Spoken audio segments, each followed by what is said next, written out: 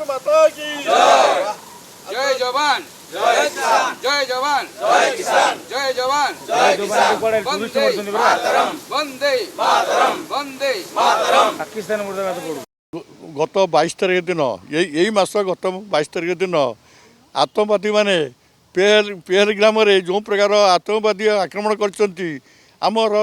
जो मैंने जाते भ्रमणकारी मैंने जो मैंने जाते कि काश्मीर स्वर्ग को बुलिया पाई से जो बर्बचित आक्रमण कर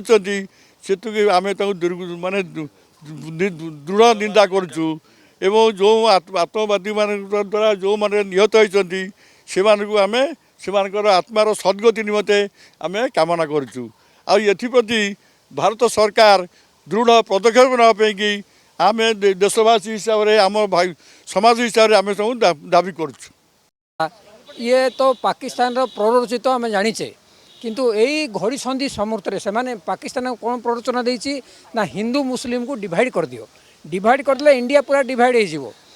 से प्रचेषा थिला किंतु आमे से प्रचेषा आम हवा देवानी आम समस्ते हिंदू हो मुस्लिम हो समस्ते एका सांगे रहिबा एका सांगे विरोध करवा आउ जहाँ कि एक्शन नवा भारत सरकार नेबे आमे समस्ते पछरे अच्छू। पाकिस्तान मुर्दाबाद। मुझे भारी मर्माहत ये जो पर्यटक भारत को जाइए जम्मू काश्मीर